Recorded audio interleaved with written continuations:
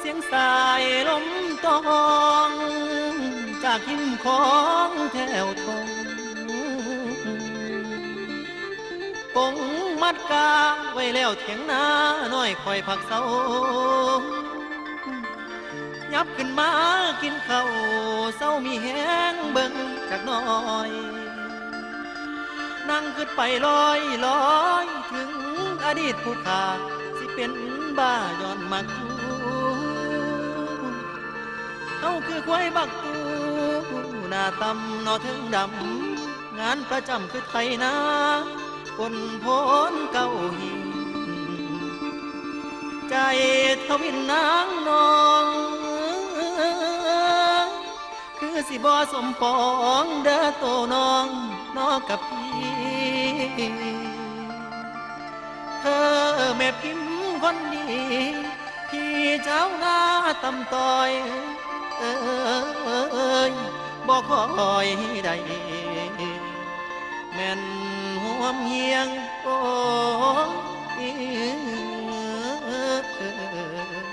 สาวคู่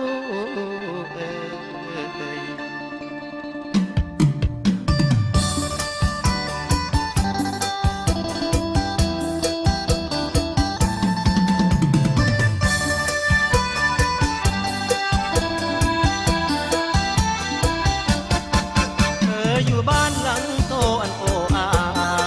ฉันนอนนาบ้านเรือนเหมือนรังนกเธอร่ำเรียนภาคเพียนได้เป็นครูจังหดหูเศร้ามองเสียจริงเราเธอไปเรียนฉันไปหน้ามันน่าเศร้าทางเดินเรานับปัญห่างต่างศักดิ์ศรีอนาคตของน้องต้องผู้ดีส่วนตัวพี่มองมนทนทำนาเหลือใจลาเห็นน้องจบคู่มาน้ำตาอายไหลยาวคือเส้นเท้าแต่กี้เฮาเล่นร่วมกันโตอายนั้นเสียนอยู่ป.3ส่วนว่าคู่คนงามอยู่ป.2เด้อน้องสองเฮาว่าโอ้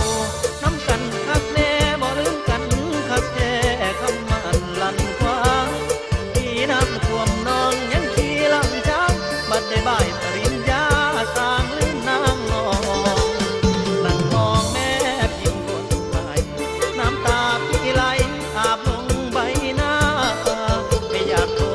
ษบุญวาสนาเรามันอีกาส่วนน้องยากคงทองขอมองให้เต็มตาหน่อยถึงแม้นบุญน้อยก็ยังคอยเลี้ยวแลได้เวลาต้องไปปานกันแท้ใบมาแบกแขลงน้ำตามเคยโอ้เฮาอยากไปหวังเขาเลยเฮามันเจอได้ค่าเขาอีกาตำต้อยบอกคอยได้กูหงล้อเลียบส่งไปตามทงหากินใจทวินสาวผู้สิทำใดเด้นี่ดำขี้ลีเจ้าหน้าคือพี่อายคิดเห็นแต่กี้ยังมีน้องอยู่น้ำคืออำลำน้ำตั้งแต่ตอนเด็กก่อนที่เฮายังเล็กพี่บ่ลืมนางน้องสองเฮาว่าโอ้น้ำกันอ้อมพิงกระป๋อมคนแย่อยู่บนแต่หลอกเอียง